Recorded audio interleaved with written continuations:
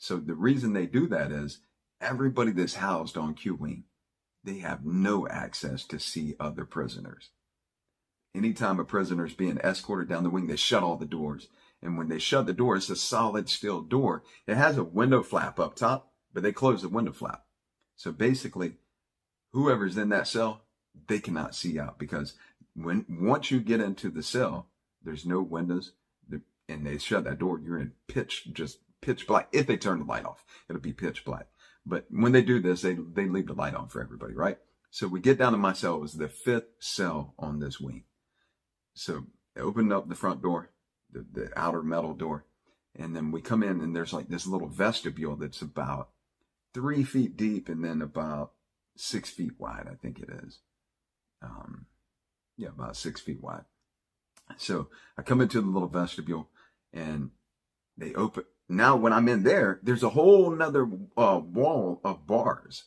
And then they open that door. So this cell has 2 doors. It's got an outer steel door with a solid concrete wall. And then it's got an inner door that the whole wall is made of bars. So they open up the bars. They take me into the cell, tell me to climb up on the bunk on my knees and put my feet behind me. So I climb up, lean my head against the wall, because I can't put my hands up because I'm handcuffed. They undo my shackles. So whenever they undo the shackles, they come up from there, they undo my waist chain. And now I'm still handcuffed and the chain's still dragging down, carrying the waist chain and the shackles, right? They slam they go out of the cell and slam the bars back. And just when you hear it, it's just this loud, clang, cold, weird feeling. When you hear them bars slam on that door, you know you're not going anywhere. You already visualize the room. You can see you're not getting out of this cell. And that's what they told me. They said, you will not be getting out of this cell. I can already see that. So in that wall of bars, there's this little flap. They call it the bean flap, the food flap, whatever you want to call it. It's a slat that's open that you can reach your hands out of, right? So they tell me, put all the chains out and then reach my hands out, and they unhandcuff me. That's it. I'm in my cell. I turn around and look, and this is what I seen.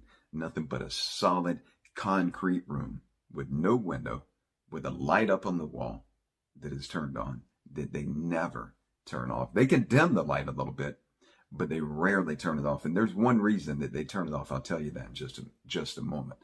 But I'm looking around the cell. You got the light on the wall, solid concrete, and you got this stainless steel sink toilet combo that has 2 buttons up top for the water, hot and a cold button. When you press it, the water just trickles out. It doesn't come out in a big stream. And when it comes out, the little fountain area where it comes out of, it's got green mold, black mold, lime, calcium buildup, just all type of buildup all around the little water spout. And you're just like, damn. And one thing for sure, this isn't like open compound where you can go tell your homeboy that works in maintenance or works in like houseman, hey bro, let me buy some cleaning materials. It ain't working like that.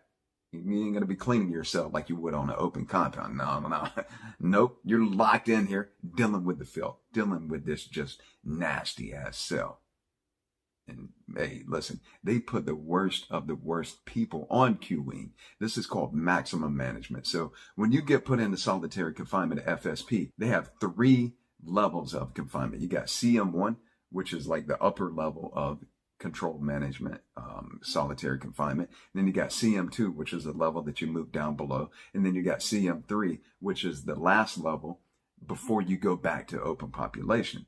But maximum management isn't even classified as a level of CM1, 2, or 3. It's strictly called that, maximum management. And very few people in Florida ever experience maximum management because there's only 24 cells in the entire state that are classified as maximum management, and they're right there at FSP on Q-wing. So you got 6 cells on this side, 6 cells behind it, 6 above that, 6 above that, in the death chamber down below. So 24 cells, 24 people housed in maximum management at a time. And during this time, I was housed in one cell. My co-defendant's housed in another cell behind me. They didn't put him on the same wing as me. And now, beside me, I've got a guy that's on death row that was in there he tried to escape, ladder broke, got caught up in the fence. They bashed a correctional officer in the head with a hammer, killed the lady. Bashed another inmate with a hammer, killed him, got put on death row. He's now housed in maximum management. And they were riding this dude for killing that lady with the hammer, for killing the correctional officer. They used to give this dude such a hard time.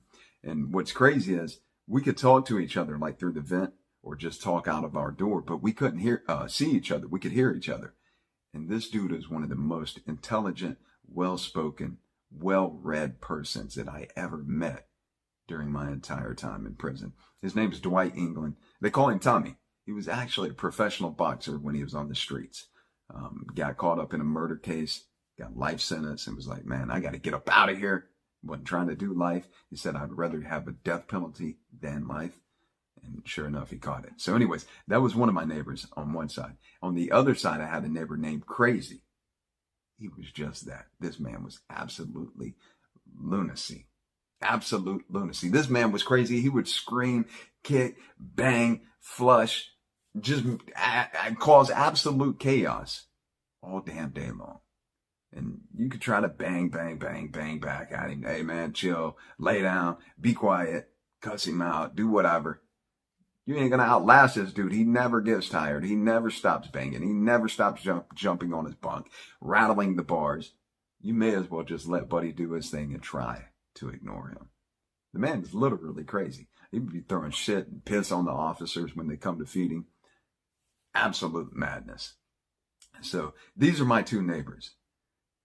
I didn't meet them, obviously, until, I was in there for a little while and started talking out of the door. But now here it is. I'm in my cell and I'm taking the cell in, right? This toilet sink combo that I told you about is absolutely filthy. The other thing in the cell is a concrete bunk. It's like a concrete slab that they poured off of the floor. So it's about 2.5 feet high off of the floor. And it just goes to the wall and it's about 2.5 feet wide. It's where you lay your mattress right there on top of it. You get no pillow. You get a real thin mattress to just lay on. And you get a blanket and I think 1 sheet. You may get 2 sheets. Not absolutely positive on that. But all the privileges that you get on open compound, being able to go to canteen, being able to use the phone, being able to watch the TV, being able to go to the library or get some type of educational books out of the library for the people that like to go to church, sporting activities, whatever it is that you were into, or even your job on open compound, you get none of that in here. You're not getting canteen. They don't even have a TV on Q Wing. The canteen that you get to order is going to be cosmetic type stuff. You can order deodorant. You can order toothpaste. You can order a toothbrush, but it's about this big. It's a little security toothbrush. And then you can order writing material. And the writing, I think they give you an ink pen or a pencil. It's about this big. And it's called a security pen. Flexes. You're not about to build a shank out of it. So forget about it. Razors, where you shave your face, you're not getting a razor back here in maximum management. This place is on complete lockdown. You don't, like, on some wings, they have runarounds, which is other prisoners that they've worked their way down to like CM3 and now they get some privileges and are able to come out of their cell. So they go and work and pass out trays, food trays. They can mop up the wing, that type of thing, right? On this wing, none of that. The officers do all the rounds. They do all the feeding. They do all the cleaning, which they don't do any cleaning. And the rounds that they make when they walk around, supposedly they're supposed to do 30-minute rounds where they walk by your cell, look in your cell, make sure you're okay. All they do is walk down the hallway, and it's like a speed walk. You see just a flash go by yourself. Like, there goes Speed Racer. They don't give a damn if you're in your cell trying to kill yourself, killed yourself. They don't care. And dudes do kill themselves on Q Wing.